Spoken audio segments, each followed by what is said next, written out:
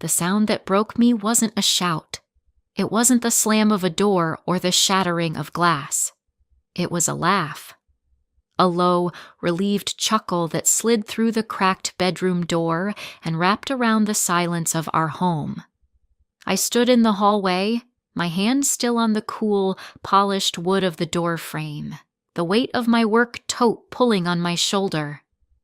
The laugh came first, and then a single word from my husband, Cordell, his voice warm with a victory I didn't understand.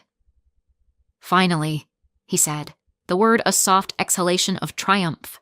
And for a strange, suspended moment, my mind couldn't place it. Finally what? Finally, the weekend? Finally, a bit of good news? Then his next words found me, and the floor seemed to dissolve. "She'll have time to be a real wife now. Mama, we did it." My hand didn't move from the door frame. I think my body knew that if I let go, I would fall. The smell of the lemon and rosemary chicken I'd planned to roast for dinner was still on my fingertips. In the sudden, ringing quiet of my own head, all I could hear was that one cheerful, conspiratorial word, we. My name is Yvette. I am 32 years old, and until that afternoon, I was a marketing director for a major consumer brands firm in Charlotte. Cordell, my husband of 6 years, was 35. We had been together long enough for the patterns to set like concrete, for the small compromises to accumulate into a debt I didn't realize I was carrying. In my line of work, you learn that a brand is a promise. It's the story a company tells about itself, a curated narrative of value and reliability. For years, I had been the chief architect of brand Cordell, managing his public image, polishing his professional narrative, and providing the silent, structural support for his ascent. I saw our marriage as a joint venture, a co-branded partnership where our successes were pooled. I had failed to read the fine print. In our partnership, I was not an equity holder. I was the infrastructure, meant to be reliable, invisible, and operational at all times, and I had just suffered a catastrophic system failure. The layoff itself was sterile and swift. A 15-minute video call with my VP and a woman from HR I'd never seen before. They used words like restructuring and synergies, corporate euphemisms that meant my salary was now a liability on a balance sheet. I listened, nodded, and said I understood. I packed the photos from my desk, one of me and Cordell in Asheville, smiling into the autumn sun. One of my sister and me at her graduation. A small framed print of a Joan Didion quote. The drive home was a blur of highway hypnosis. I spent the 20 minutes rehearsing my speech. I wouldn't tell him with panic in my voice. I would be strategic. This was an opportunity, I'd say. A chance to reassess, maybe even start the consultancy I'd always dreamed of. I was crafting a new marketing campaign for our life, one that could absorb this blow and reframe it as a pivot. I was so focused on managing his potential reaction, on buffering his comfort, that I never once considered what my own reaction should be. I walked into our quiet house, calling his name. The silence felt heavy, unusual for a Thursday afternoon. I dropped my keys in the ceramic bowl by the door, the clatter unnervingly loud. Then I heard it. The low murmur of his voice from our bedroom at the end of the hall. I smiled, relieved he was home. I imagined sinking into his arms, letting the corporate armor fall away, and just being held. I walked down the hall, my heels sinking into the runner we'd picked out together. I was about to push the door open when I heard his tone shift, a bright spark of glee that made me pause, and that's when I heard it. The laugh. Finally! It wasn't just that he was happy I lost my job. It was the word we. "Mama, we did it!" The phrase landed not like a betrayal, but like a diagnosis. It revealed that my professional exhaustion, the very thing he'd often feigned sympathy for, was not a problem to be solved, but a condition to be managed toward a desired outcome. They hadn't been hoping for my relief. They had been waiting for my surrender. My ambition wasn't a feature of the woman he loved. It was a bug in the system of the wife he wanted. And he and his mother, Doreen, had been a silent two-person committee working to correct it. My success was a problem they had finally solved. To understand how a man could celebrate his wife's professional devastation, you have to excavate the quiet history of 1,000 unexamined moments. You have to conduct an archaeology of disrespect. Our first few years were different. When we met, I was an associate brand manager and he was finishing up a dead-end logistics job, dreaming of more. I was the one who saw the MBA program at UNC, who pushed him to apply, who told him he was more than capable. I saw his potential like a raw asset, and I wanted to invest. He was grateful then. His gratitude was a warm, expansive thing that filled our small apartment. He'd wrap his arms around me while I was typing up notes after a long day and whisper, "You're my champion, Yvette." And I believed it. I felt it. The erosion began the day the first tuition bill arrived. It sat on our kitchen counter, an intimidating sum. My annual bonus was due the following month. I remember sitting at my laptop, the wire transfer screen open. It was nearly my entire bonus. The reward for a year of 12-hour days and missed weekends for launching a campaign that had exceeded every target. I looked at Cordell, who was watching me with an anxious hope that made my heart ache for him. He was putting all his faith in this, in us.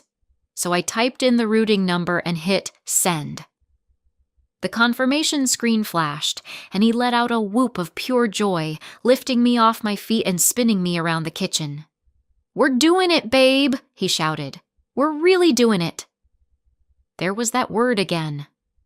We. At the time, it sounded like partnership. Now, I hear the echo of a different meaning entirely. For 2 years, my salary paid our mortgage, our bills, our life. His student loans were co-signed by me, a risk I took without a second thought. I packed his lunch on days he had class, quizzed him on macroeconomics, and hosted study groups for his classmates, serving them beer and pizza I'd paid for, smiling as they called me the coolest wife ever. I was happy to do it. I believed I was building our future, laying the foundation for a life where we would both soar. His success was my success. That was the brand promise I'd bought into. The first crack in that foundation appeared at his graduation. I was so proud I thought my heart would burst. I had his diploma professionally framed and hung it in the living room before he even got the official copy in the mail. 2 weeks later, I got the promotion I had been working toward for 18 months. I was officially a director. I called him from my office, my voice shaking with excitement. His response was lukewarm. "Oh, wow, babe, that's great." There was a pause. "Does that mean you'll be working even later now?" The question was casual, but it was laced with something I couldn't name then. It wasn't concern. It was cost analysis. My promotion wasn't a victory to be celebrated. It was a new variable that threatened an equilibrium he was just beginning to enjoy. The framed diploma on our wall seemed to catch the light differently after that. It looked less like a shared achievement and more like a receipt for a transaction where I had vastly overpaid. Then came Doreen. His mother was a woman of quiet, unshakable convictions. She measured the world with a ruler crafted in the 1950s, and one of her core metrics was a wife's appropriate level of ambition. To her, a woman's career was a cute hobby until it threatened to cast a shadow on her husband. I had begun to cast a very long shadow. The most clarifying moment came one Easter Sunday. We were at her house, the air thick with the scent of baked ham and candied yams. The whole family was there, aunts, uncles, cousins. I was talking to Cordell's uncle about a new digital marketing strategy my team was implementing. He was fascinated, asking sharp questions. I was in my element, animated and passionate. I felt Cordell shift beside me, a subtle tightening in his posture. From across the table, Doreen watched me, her knife methodically slicing through her ham.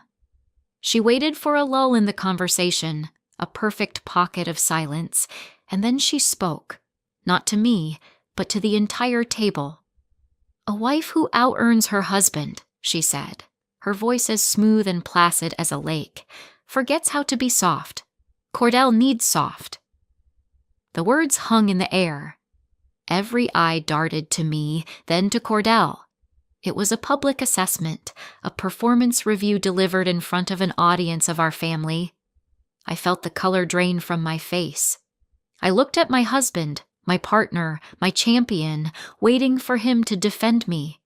To say, "Mama, that's not fair," or "I'm proud of Yvette," or even just to take my hand.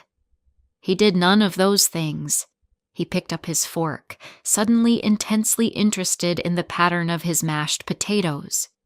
He didn't meet my eyes. He didn't say a word. His silence was his answer. It was his endorsement.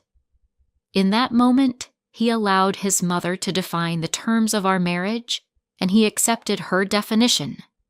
I was failing at softness. My competence was a character flaw. After that day, I began to hear Doreen's voice in Cordell's mouth.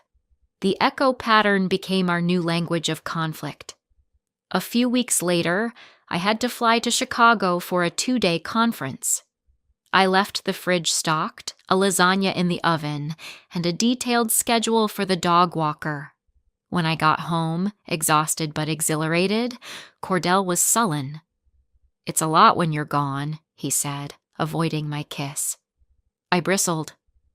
"Cordell, it was 2 days." "I know, but your job has you stretched too thin," he said, picking a piece of lint off his sweater. "Mama notices." The invocation of his mother as a third-party authority was meant to give his complaint weight, to transform his personal feeling into an objective, observed fact. "Mama notices." It was a quiet threat. The jury of our marriage was in session, and his mother was the foreman. I was being judged not on my contribution, but on my compliance with an unwritten job description. The echoes grew more frequent, more pointed. He stopped celebrating my wins. A successful product launch was met with, "So does that mean you're getting a bigger bonus than me again this year?" A late night at the office prompted, "A wife should have margin." "You don't have any margin anymore, Yvette." The word margin was hers. I'd heard Doreen use it to describe what a good wife provided her husband: emotional, domestic, and social space for him to thrive. My career was eating into his margin. The most visible manifestation of this erosion was the Thursday night networking dinners. Once Cordell graduated and landed a great job at a local bank, a job he got through a contact I'd made for him, our home became his unofficial conference room. He decided that hosting intimate dinners for his colleagues and their spouses would be a brilliant way to build relationships. And he was right. It was. But he wasn't the one building them.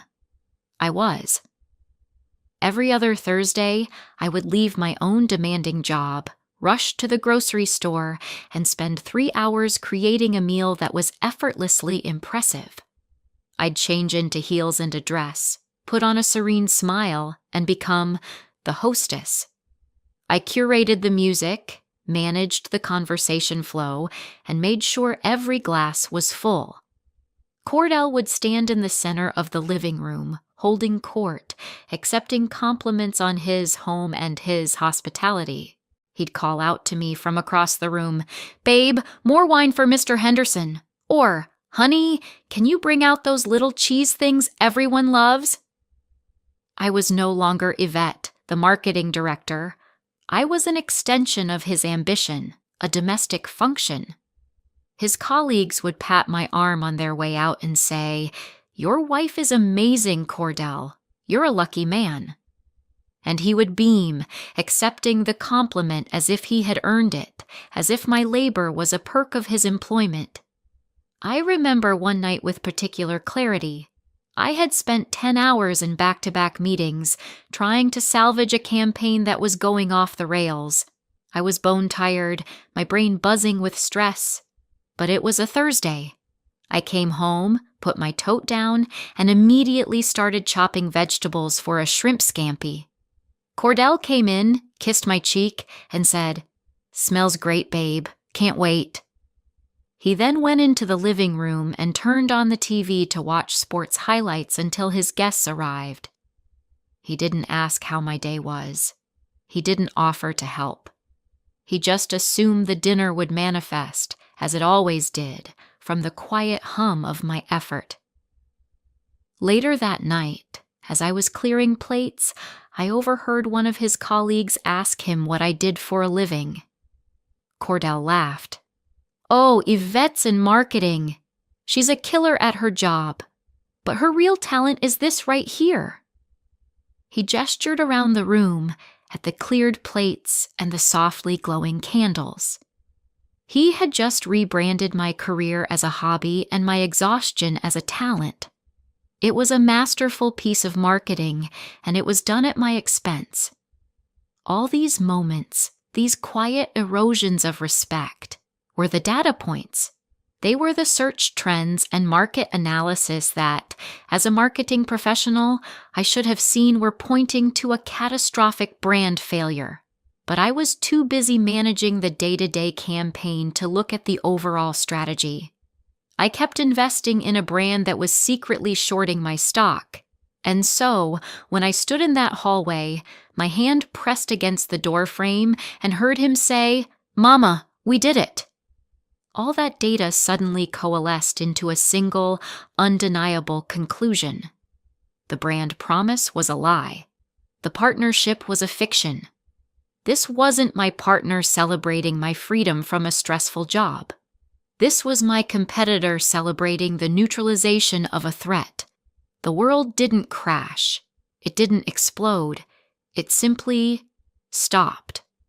The low hum of the refrigerator, a sound I never noticed, suddenly became the only thing in the universe. My breathing was shallow.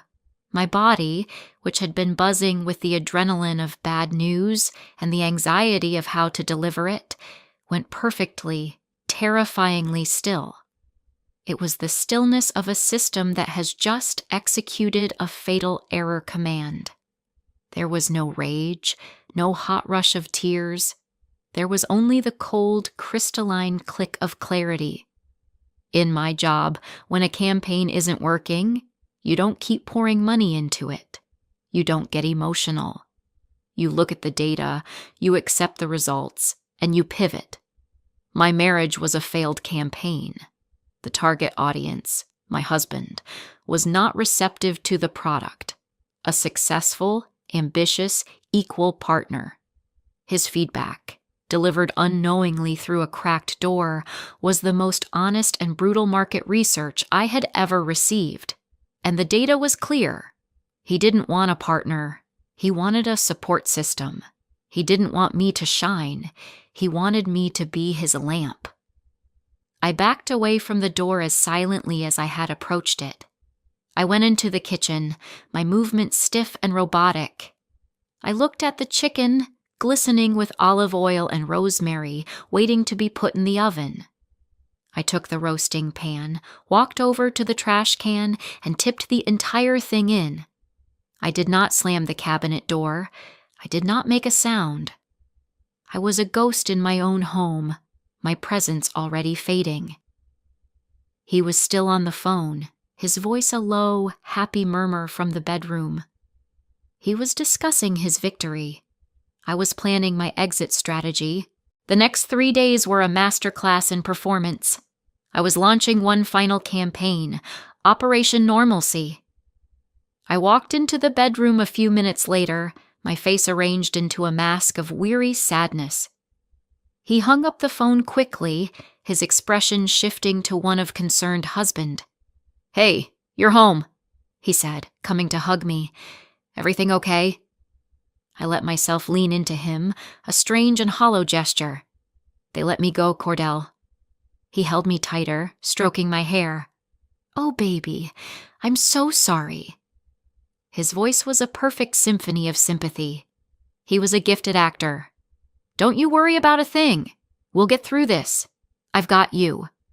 We'll get through this." It was a brilliant line. It positioned him as the savior, the steady rock. It completely erased the fact that this was the outcome he and his mother had been actively hoping for. I just nodded against his chest, my mind already miles away, calculating severance pay and apartment security deposits.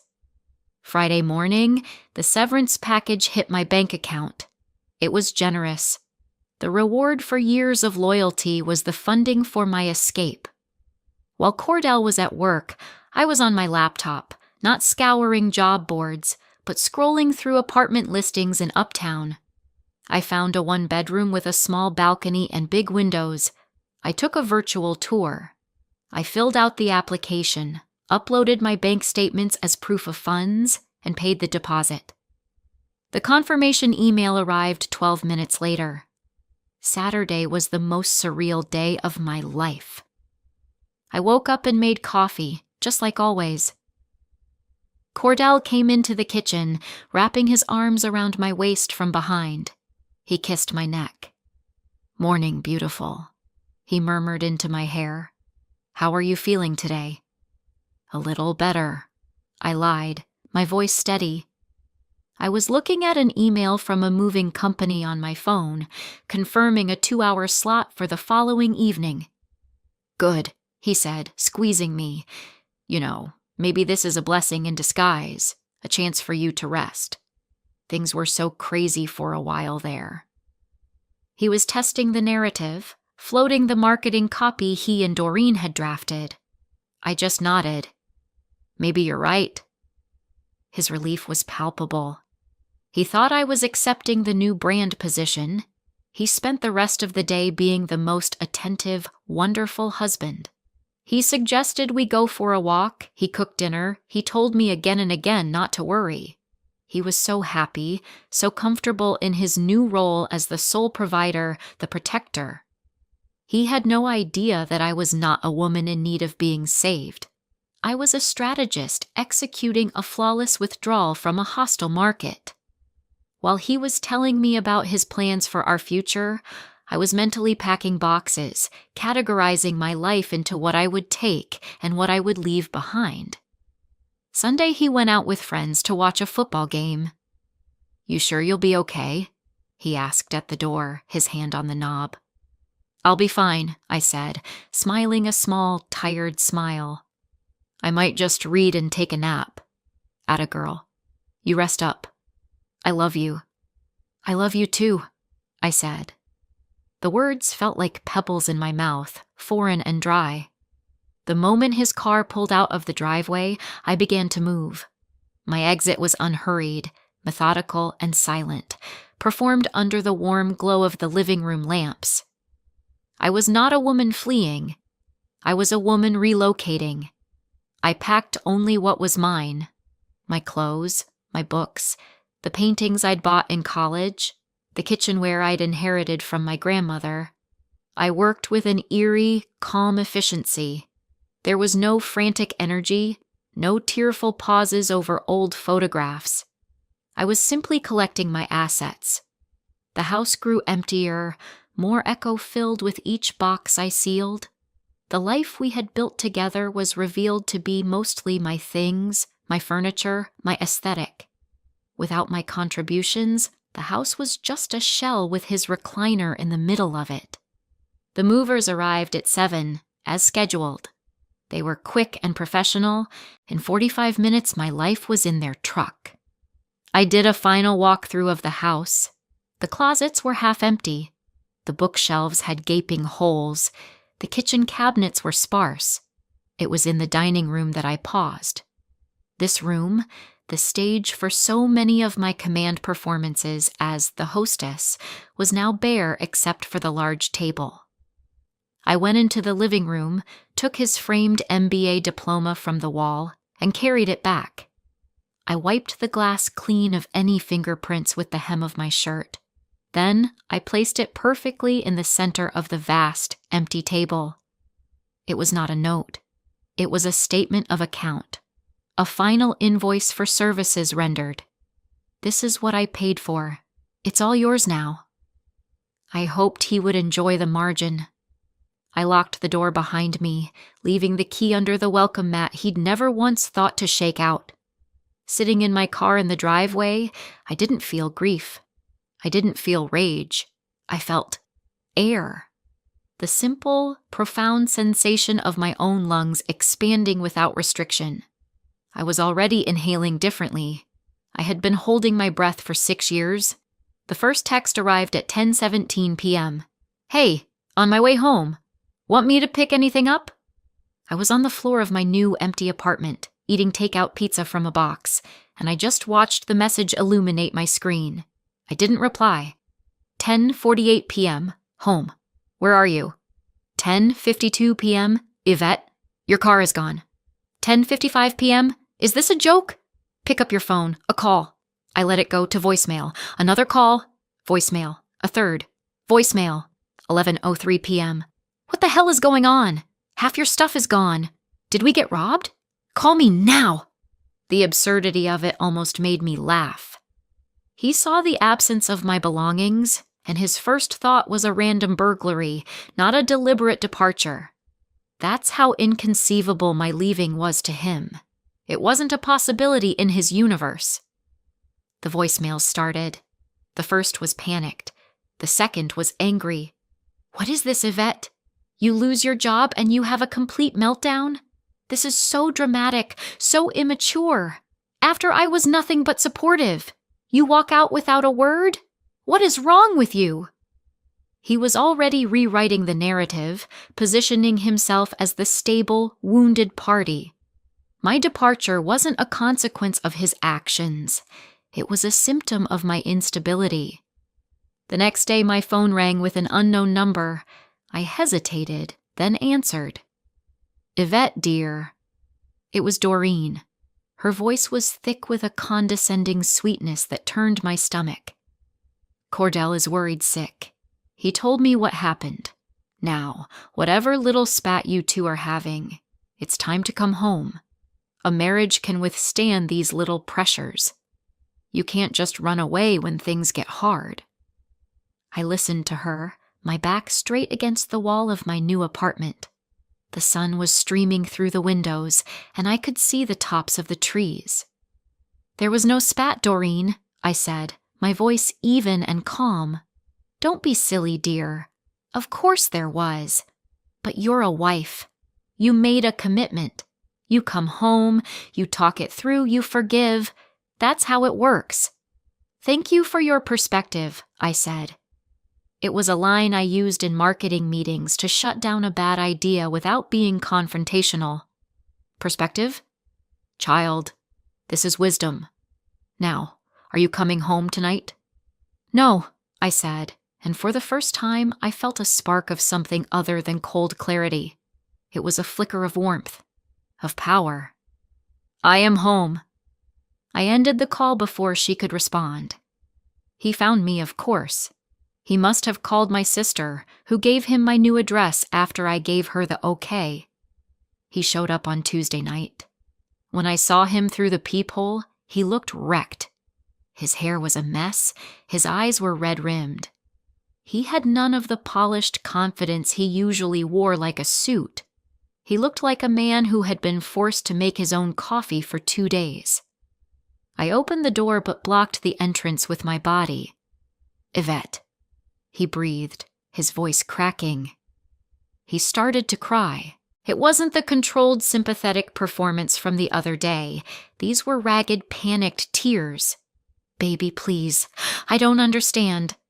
"I think you do, Cordell." "No, I don't. What did I do? I supported you." "You celebrated," I said quietly. "I heard you on the phone with your mother." His face crumpled. The denial, the anger, it all fell away, and for one moment, I saw something raw and honest. He wasn't trying to manage the narrative anymore. He was just exposed. We, he stammered, looking for the right words. "We didn't mean it like that." "How did you mean it?" I asked. A simple, clarifying question. It forced him to hear his own logic. He wiped his eyes, his breath hitching. And then he gave me the gift of the unvarnished truth. The last line he would ever say to me that mattered. "Mama and I were just hoping things would slow down for you," he said, his voice pleading, desperate for me to see his twisted reasoning as care. "That's not a crime." I looked at him, at this man I had loved, this man whose future I had personally financed, and I felt a profound and weary pity. He genuinely believed that wanting me to be smaller was a form of love. He saw my diminishment as a prerequisite for our happiness. His love was conditional, and the condition was my containment. "You're right, Cordell," I said, and his face filled with a flicker of hope. "It's not a crime." I took a small step back, my hand on the doorknob. "It's just a deal breaker." I closed the door gently in his face, turned the deadbolt, and leaned my forehead against the cool wood. The transaction was complete. The first few weeks were about the reclamation of small things. I bought a coffee maker that made only 1 cup at a time. I ate cereal for dinner, standing over the sink just because I could. I slept diagonally across my own queen-sized bed. These were not acts of rebellion. They were acts of sovereignty. I was learning the language of my own preferences again, a language I had stopped speaking in order to be fluent in his. With the clarity of distance, I began to build my new life. It was not a grand, dramatic reinvention, but a quiet, deliberate construction. I used my severance as seed money and my network of contacts to launch my own freelance marketing consultancy. My first client was a woman who ran a small independent bookstore. My second was a nonprofit that provided arts education to underserved kids. I wasn't making $98,000 a year anymore, but for the first time, my work felt completely aligned with my values. I was building brands I believed in, for people I admired. I was marketing integrity. My resolution wasn't a dramatic, movie montage success story. It was quieter and more profound. It was the joy of setting my own hours. It was taking my laptop to a park on a sunny Tuesday and working for 3 hours, then closing it and reading a novel for 1. It was eating lunch outside, not at my desk. It was the freedom from the constant, low-grade hum of managing someone else's ego. The margin Cordell and his mother had so desperately wanted for me, I had it now. And it was glorious. It was a wide, expansive space where my own thoughts, my own needs, my own ambitions could grow, unpruned and unmanaged. I saw him one more time, about 8 months later. I was in a coffee shop in South End, meeting a new client. He walked in, and for a second, my breath caught. But the panic was a phantom limb, a memory of a pain that was no longer there. He looked ordinary. He hadn't fallen apart, but the polish was gone. His shirt was slightly wrinkled. He looked tired. He was just a man, stripped of the infrastructure I had provided. He saw me, and his face went through a flicker of emotions, shock, pain, a flash of resentment. He approached my table hesitantly. "Yvette," he said. "Cordell," I replied, my voice neutral. I did not stand up. "You look good," he said. It was a statement of fact. "I'm well," I said. There was an awkward silence. He was searching for a script, a way back into a narrative where he had some control. But there was no script anymore. We were two strangers who just happened to be fluent in the history of each other's failures. I sold the house, he said. It was too big. I just nodded. Of course it was. It was a two-person house, and he had only ever been one person living in it. Well, he said, backing away. Good to see you. You too, Cordell. He walked away, and I turned back to my coffee, to my client, to my life. I felt no triumph. I felt no anger. I felt nothing but a vast, peaceful distance. He was a brand I no longer represented. In the end, I learned that support is not the same as management. True partnership, real love, is not about making someone fit into a version of themselves that is more comfortable for you. It's about wanting them to be the biggest, brightest, most inconveniently glorious version of themselves, even and especially when their light threatens to outshine your own.